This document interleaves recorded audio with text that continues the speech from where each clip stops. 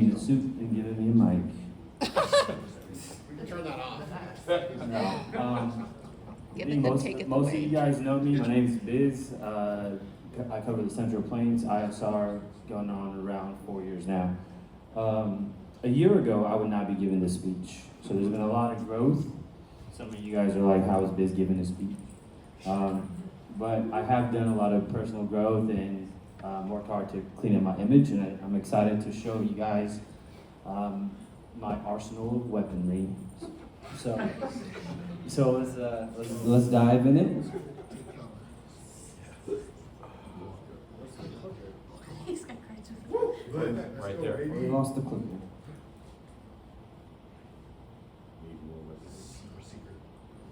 All right, so I'm going to start off with motivation versus discipline.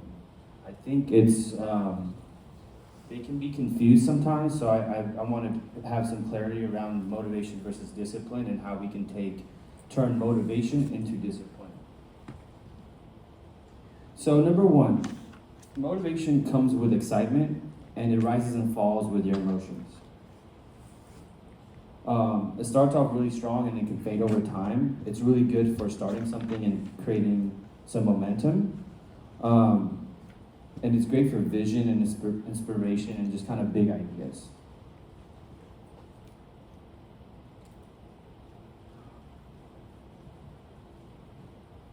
Discipline is more habitual and behavior-based. So when you're not in the mood to do something, it doesn't affect you because you have discipline. And it gets stronger over time. And you can execute it when you don't feel like it. And the question of like, should I do this is kind of taken out when you have discipline. It sets you up for long-term success. And you can perform better under pressure when you have discipline.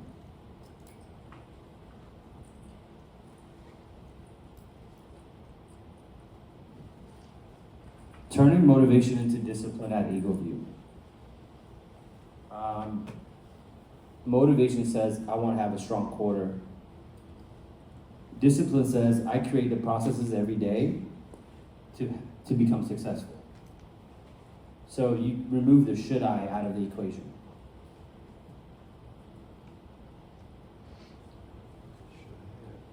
Sales discipline breaks down when tasks get overwhelming.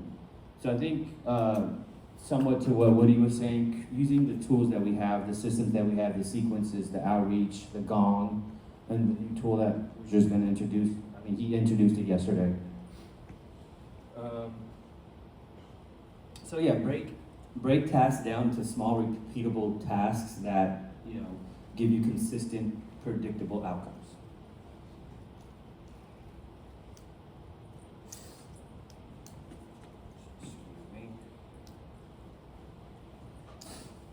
So I think they touched on this a little bit yesterday as well, where top performers, sales and performance is a part of who they are. It's not just what they do. So I encourage you to kind of look introspectively to dig deep and relate your identity to what you do to a certain extent. Run it like a business. Run your territory like a small business. And people who perform at a high level, they rely on who they are.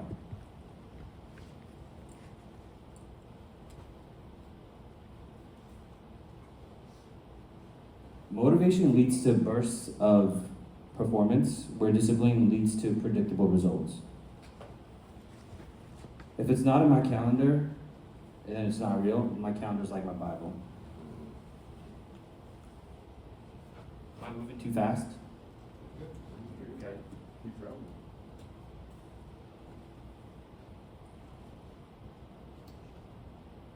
Revenue is the outcome, and discipline is the inputs. When you control the inputs, you get the outcome that you desire.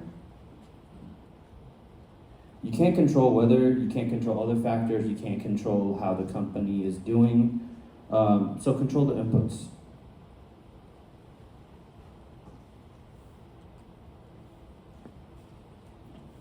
all ships rise when the tide is high. Anybody can sell when there's leads coming in and there's huge storms. That's easy, right? So discipline shows up when there's not hot leads and there's not storms to get you to hit your numbers. Biz, when we're talking about measuring what you control, like you have a dashboard, I mean, what do you have goals set for yourself on a weekly basis? Are you tracking that? Like, what does that look like? Yeah, I mean, usually I'm well over my talk time. So I'm usually high 300s, 400s. So I aim to book 5 to 8 meetings a week.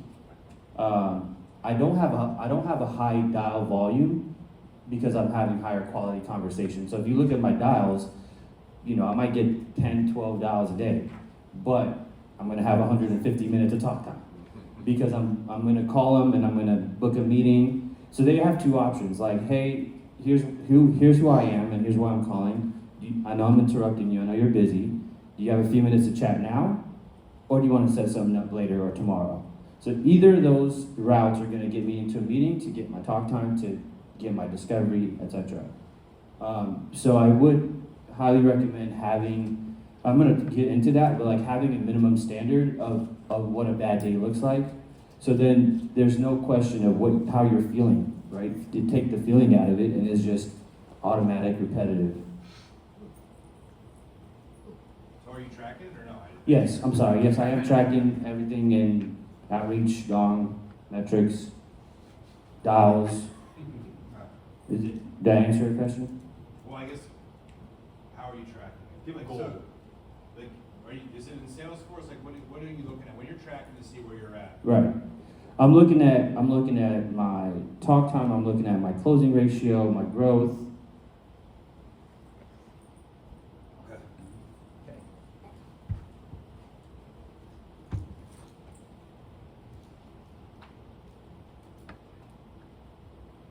Wait, did it switch or no? Did you guys see a switch? No. Okay. There it is. So let's start using sales motivation, faith, and isolation. So when you create a culture of transparency and continuous learning, you are moving in the right direction of getting the outcomes you desire. So reward the process, not just the closed won deals. The process is super important. If the only win is the process, if the only win is the deal, discipline dies in between deals. Yeah. So when you, like, let's talk about some of the bullets. If you don't mind, I don't want to Yeah. slow you down No. too much, but like you use accountability to lock into this one. So like when you're talking about like weekly pipeline reviews, end of week recaps, like what are you dialing into from like an accountability standpoint? Like what are the things that stick out to you as far as like this is and like really where you need to double down? Sure. So, for example, Mondays are really hectic. We have a few meetings that are internal. So, I might be behind on my talk time on Monday, right? So, for the next day, I know that I need to not only hit the Tuesday talk time, but I need to exceed it and stay ahead of it. Otherwise, I'm going to end up on Friday and be like 2 hours short.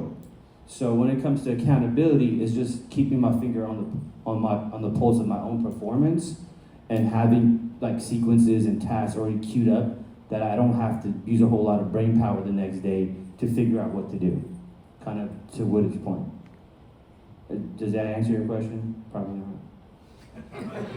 That's all good. Did you set like a daily goal? I was just gonna say that. So Like I'll explain. Like for me, I stretch myself. So my daily goal is 100 minutes of talk time, or if I'm not getting answers, 30 dials at least. Mm-hmm. Do you have something like that you're? To be honest, I don't, just because like my brain operates on more like a grand, more like a high level. Like I just want to get 400 or 500 minutes a week, and I know that for me, it's not necessarily a high level of dials. It's just higher quality targeting and higher quality conversations, right? So I'm very targeted with my sequences when it comes to like growth accounts or new accounts or even like churn accounts. And I called some similar like accounts all at once. So my talk track is very efficient and effective. Yeah, so I think next slide.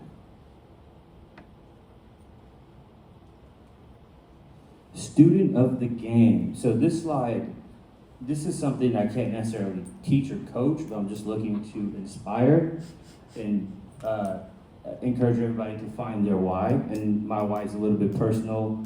A lot of you know that, I have a body part missing. I lost my eye when I was 20 due to violence, and that, I think it's important just to mention because it's a part of my why. And I had a huge chip on my shoulder after that, and I was determined to be successful no matter what.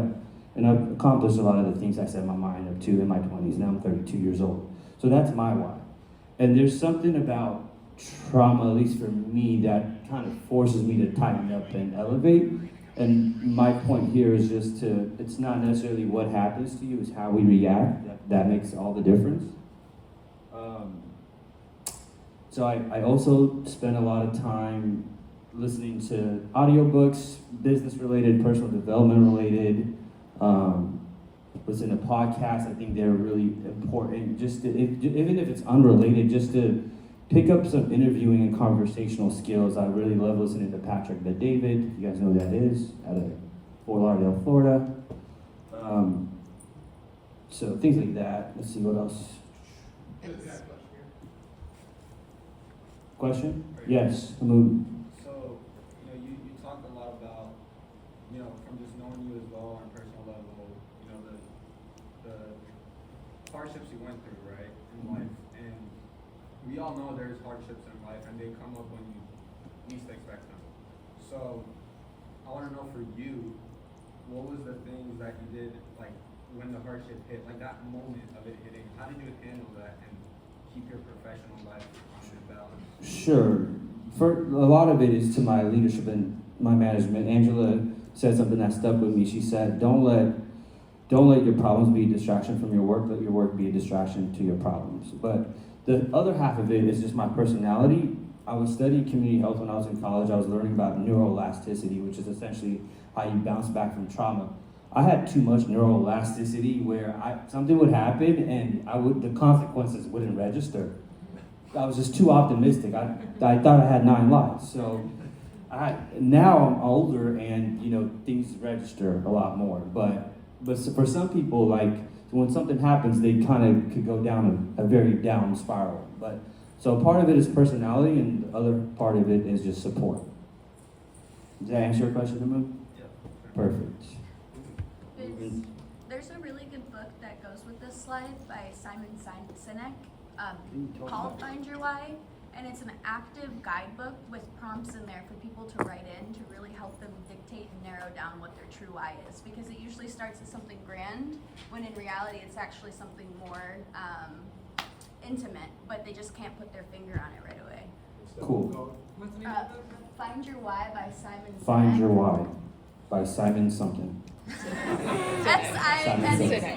Sinek. I just pronounced it wrong, sorry. All right, so I'm gonna go into a couple of things here that I think is super helpful. Some practical tips. I think we talked a lot about this already, but I think our sales org has an issue with pitching too quickly without having enough discovery. So I'm gonna break that down a little bit as well. We want to avoid spraying and praying and just really lead with empathy. We have to understand that, we are interrupting them when we call. We are disrupting their processes. Well, at least, not processes, but we're disrupting their day. So we want to lead with empathy. If they're happy with a CRM, for example, we don't necessarily need to rip them away from that, especially if that CRM is a partner of ours. When you lead with empathy, we create an open environment to have a transparent conversation. And I recommend you guys to read and listen to Chris Voss and Josh Braun. Never Split the Difference is my favorite book. Shout out to LJ for putting me on. There's also another one called Exactly What to Say, which is same stuff, just a little lighter read.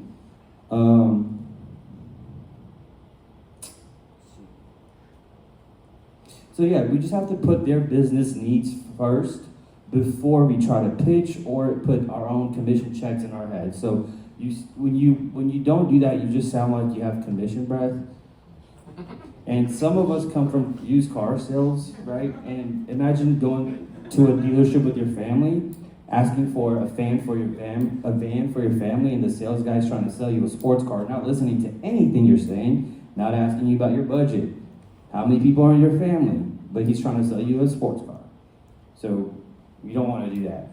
There's a lot of calls where we are trying to pitch something without doing enough discovery, and it's not what they're looking for.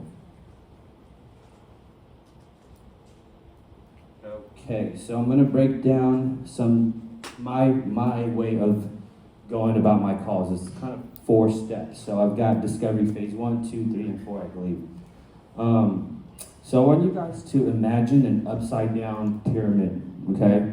So if you have the wide base of the pyramid at the top, those are the really broad questions that I like to ask that get the conversation going. And I'll explain what the point of that is. So things like, help me understand where the team shines the most. We love to talk about that, right? Who doesn't like to talk about what their team shines at? But from there, it's very easy to say, where do you guys feel the pinch when a storm happens, right? Process-oriented questions make it easy to find holes in their game, but you don't want to say anything right away. You want to save it for the later on. When things go wrong, where does it impact you the most? So these are general, broader questions that help you put the pain into one of 3 buckets, which I'm going to go into. And I think Biz, just like listening to some of your game tape calls, you ask good initial questions, but where you really get a lot out of them is the follow-up questions, right? Like, Yeah, the drill down. Yeah, because I think we get hung up on like what's the right question to ask, but we ask a question then move on. Like I think you do a really good job of going down that path, and like you're super genuine when you do it as well. Like you're really interested in like I think on that last one that was shared on Friday, one, you had really good rapport with them. Yeah. And 2, you were like, what does that cost you when that happens, right? And like you just opened up. Totally, yeah. And this next slide here is going to make a little bit more sense. So the point of these questions is to put the customer pain in one of 3 buckets: operational, efficiency, and cost control, safety and risk management, and sales and revenue. So that's the point of those first few questions. They're general and broad because we don't know what matters to them or what category of pain they're going to go into. Once we have some hints and idea and direction of what pain they fit into, we can now drill down a little bit more with more specific questions that are into these buckets. So phase 2, here are some questions, related to operational efficiency, safety, and revenue. What's the biggest surprise when you guys order materials? Right, operational efficiency, right? How does it feel to your team to keep up with a huge storm? How do you make sure bids are all consistent? Those are all operational related, right? That's the drill down. Oftentimes we get a little bit of pain on the first phase and then we start pitching without drilling down. I think that's what LJ is trying to say. Is this available somewhere? Did you create this? I did create this. I can send it to you. Safety. How do you get visibility into your subcontractors? How are you keeping your team safe?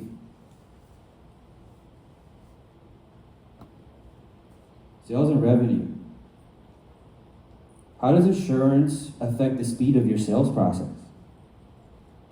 How do sales reps pitch, introduce premium products? What tends to cause friction or confusion around commission payouts?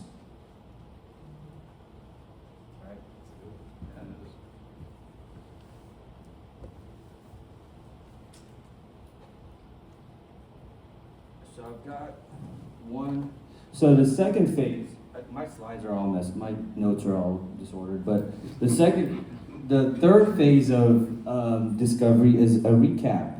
This is something I do on a regular basis because I think it's important to make the customer feel heard, and also helps you position ROI. So I've got just 2 recap snippets I think are. That I had before, and still having the profits that I need to have to stay in operation. And it was crazy because I lowered my pricing by about 20 to 30% from the other company, but my take-home profits and commission doubled. So I'm lower price, but I'm making more money. It was insane. And once I did that, I was full board. Every client, I'm gonna estimate the same way. I have my process, get an Eagleview, make sure everything's accurate on my estimate, and yeah, that's how I've been able to land cash deals because I'm coming in very competitively, and I'm still benefiting from it. So Totally. a little bit of the back end. I know you probably information overload, but No. I like to understand where my customers are at and where they're planning on going. Because what I'm doing is I'm gonna create we are gonna create it together, based on our conversation, like a custom pricing package that basically will reduce, which like in the last 30 days you spent 600, almost $700 for 10 reports. Basically, I'm gonna be able to give you more reports for less. So you get free reports, so it's gonna be able to scale with you. You might even, I don't know if it's too soon, but depending on the volume, you might even qualify for a free drone, which we can get into. Just so I get a better understanding of, let me just quickly recap what I understand. So, you previously worked for another roofing and gutter company, but they were priced too high. You brought that to their attention, but you decided to go do repairs, and that turned into a full-blown roofing company just a couple months ago. You're doing zero marketing. You do a lot of work in Trinidad, Colorado, and it's pretty much a lot of word of mouth and a Google listing. You have primary residence in Colorado, and word of mouth is spreading over there as well. You're about to Colorado Springs specifically. Yeah. Colorado Springs is right. And you're about to hire a new worker, and you're doing cash deals. So it sounds like, did I capture that? What we talked about, okay, did I do anything? Yeah, I still do a lot of insurance work too. That's one of the things that the other company stopped doing was insurance consultation. I brought it back because I know insurance policies extremely well. And so I ended up working as a consultant on people's claims too, to help them get through, the roof project portion. So that's the aspect of it too, and it's important to do that, to have Eagleview, because that matches the dimensions that they calculate too on their scopes. On the Eagle, so is that the benefit for you? Sometimes the insurance strips away whatever information we give them, and they give you a watered down version of our reports. Yeah, what they'll do is they'll take all the relevant information and they'll try to pose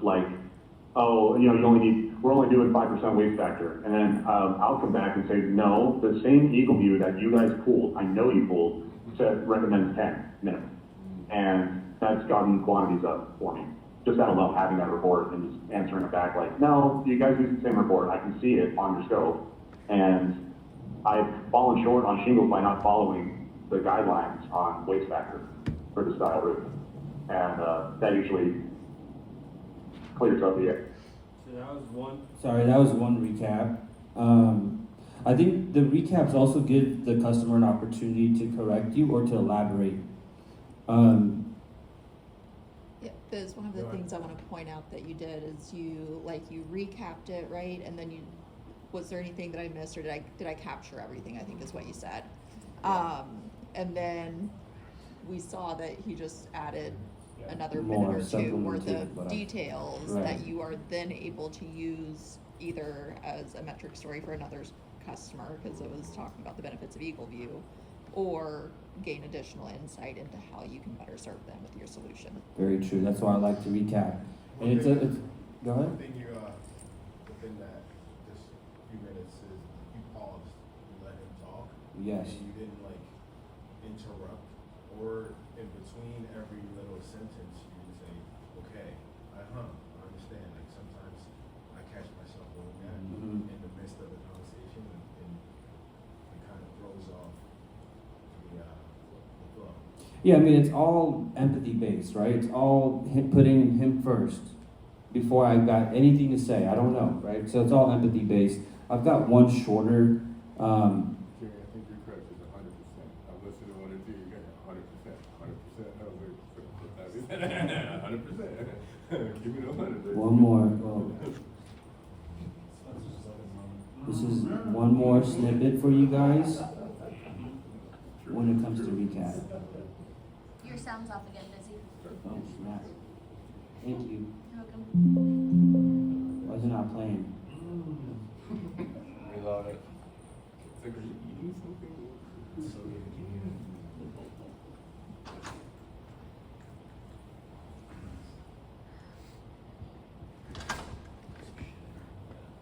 got 7 minutes, so I'm gonna get through this. You're doing a good job. Yeah, you're doing great. Appreciate you guys. Good takeaways. Yeah. Wait. It might not, you might wanna just move to At the least next we had one. one recap, so if it plays, it plays. If it doesn't, we'll just move on. You remember what it was about? Is you can just hit that transcript probably. Oh, yeah, just go to the. Pull the line down so that you can see the transcript and real quickly just kind of show what Those how it arrows, went down. the arrows right above it. Where? Right above the pause button. Right by the pause button, right above the pause button, 2 arrows. Oh, okay. You guys- For real. Yeah, walk and talk us through this one. I mean, if it plays, it plays. We got one good recap. Okay, so that's what makes it different. And so just to recap, so it sounds like you can probably use us for your game party as well. It would just improve your voting process. Okay. And you said you wanted to avoid going to the house with hover. Can you help me understand how that ties into revenue? Like how will kind of automating and improving your process with Eagleview, how will that help you make more money? Well, we could just give a lot more bids versus, we could probably do, 12 to 15 bids a day versus sending 1 or 2 guys out and only do like 3 or 4 bids a day. Wow, almost triple. Yeah. Possibly. I think you're absolutely right. Just because, if you got 3 appointments spread across different, parts of the town and having to go take pictures and make sure they're all done right, and then leaving that appointment and then try to come back another day to close it, this is definitely a much better option in terms of efficiency. So you're able to automate that, go from maybe a handful of 3, 4 appointments a day to maybe triple that. So how many salespeople do you have? We got 3. So I guess that was like also a recap, and just he expressed some explicit pain, which I acknowledge as well. I'm gonna go back to the slides. Did that one? Well, you recapped and then you asked what kind of financial impact does that make? Or what kind of impact? Yeah, that was, actually, I forgot about that. That was actually a really good drill down question. When you hear it's almost like when you guys hear a pain point, the default should be to ask a follow-up question and not pitch. That's what you should train your brain to do. It was so fluid, it was almost subliminal. Like It is. Like I put in. It's almost like, not manipulation, but what do you call it? When they put people into under hypnosis almost. Maybe Biz, for time, do you want to skip the third one? Tie value, and then I think it's important to use their analytical, on the beginning of the call, I like to use their analytical side of the brain, and then later on I like to use their imagination to help them paint a picture of what could be. And I think I have here's some practical tips I got for you. I'm going to go through this in a minute. Tonality, when somebody answers the phone, match their tonality, helps. If they're high energy, keep the energy high. If they're low, come on down. For all my talkers out there with 75% talk ratio, I got a recommendation for you. I like to go like this in my meetings and just think I really do, but for all my talkers, you can start here and then you can go like this and shut your mouth. And that's the only way. I want you guys to know about calibrated questions, and this is from Chris Voss. Calibrated questions are how and what questions. They force the customer to think. Instead of giving you a canned answer, it forces them to think. How does that affect your business? What does this mean to you? Lead with empathy, and having exceptional communication skills really disarms people. And then also anchor statements. Anchor statements are basically assumptions. You know, it's like, it starts with, it sounds like, right?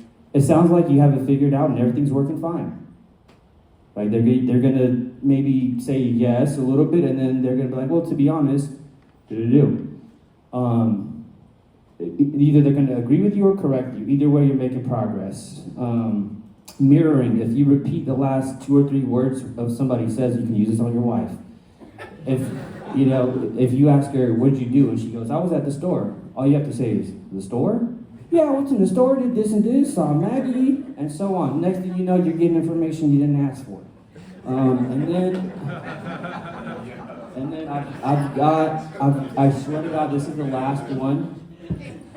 Biz, Yes? we don't have time for the third call. Okay. No time for the last snippet, so.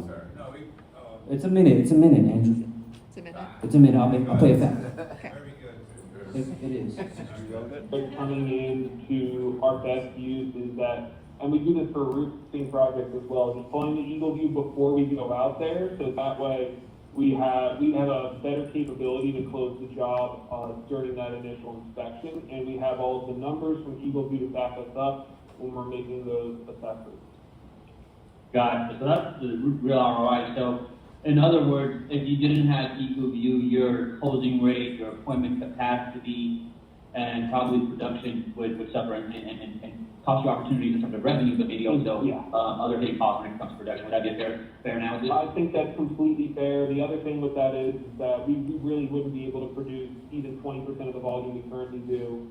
If we didn't have Eagleview, because we would be doing all of that math by hand, we'd be ordering the wrong material, the wrong amount of materials without Eagleview numbers. So it just saves us a whole lot of time in both selling and producing our projects. Fair enough. And thank you guys for being such loyal customers. So that's what I needed to kind of. So, I mean, that was fire. that closed like within an hour.